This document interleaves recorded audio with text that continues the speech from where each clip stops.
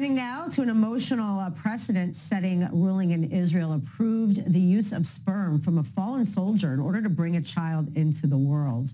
19-year-old combat soldier מאור Aeisenkot, the nephew of ex-IDF chief and former war cabinet member Gadi Aeisenkot, was killed in Gaza at the beginning of the war against Hamas.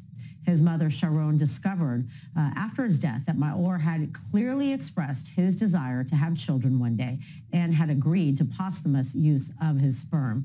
And now in the groundbreaking ruling, the court approved her request to use it in order to have a grandchild.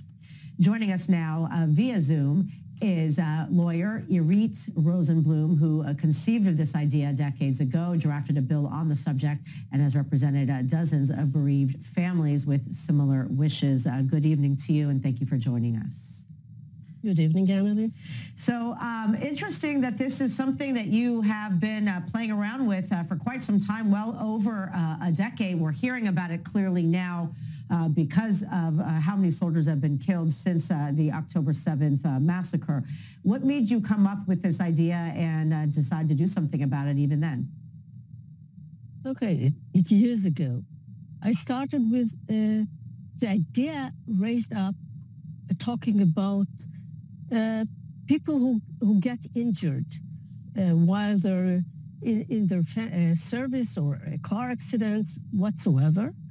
And I thought, maybe in case something will happen to them, they're able to freeze their own gametes to use it later. So the first time I raised the idea by the press on 2001, I've got a lot of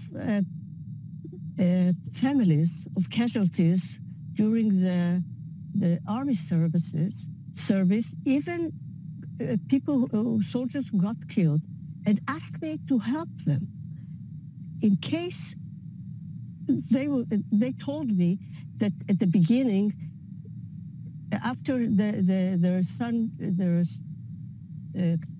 sons got killed, they've been asked to donate, organ donation. They said, if there is a possibility that we can use the gametes, the sperm, after death, why nobody told us that we could do it in the beginning? That was the beginning of all, the whole story. And since then, it became something. I'm not talking about, mass people who wants to do it, but few families, they lost their precious sons. They want the continuation, the legacy, something, it gives them meaning to continue their lives. Yeah, they lost everything. And I mean, I'm sure when you, thinking about it logically, it makes sense. I mean, especially as we've seen just with our own eyes, everything, how many people have been killed since the war began against Hamas, and using the example of מאור Aeisenkot, who happens to be a very public name connected to the fact that his uncle was the chief of the IDF. So is this a precedent-setting move that this was allowed and that his mother was able to make this request and to have this desire potentially met? First of all, it's good that it started to move because I'm working on it 30 years. It's not a precedent. The precedent here is that the famous family. But I have already children who got born years ago, 12 years ago, from the first case in 2007. Kevin Cohen, also a soldier who got killed in Gaza Strip by a sniper.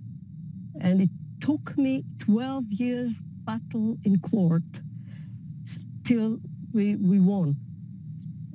This case, the precedent is a famous family. The precedent is it was a lot easier. But the idea is still the same idea. Continuation, continue the legacy. We're not talking about the parents who will raise a new child. We're talking about parents that will find a woman that will be the mother. She's not a surrogate mother. She will be the mother. Imagine yourself, as a woman, you find no spouse, and you want continuation. You want either to go to sperm bank, to buy anonymous sperm. There is a chance that you will win a whole family. The family will never forget about it. They will hug you. They will love you. They will raise a child. It's great. It's a win-win situation. Wow, Irit, thank you for your contribution and your tireless efforts, against so many odds. And maybe this is the beginning of something that will bring, comfort, not just to families who have lost their loved ones, but of course, all of the women that are facing being single or having a hard time getting pregnant. It makes a lot of sense. Irit, thank you very much.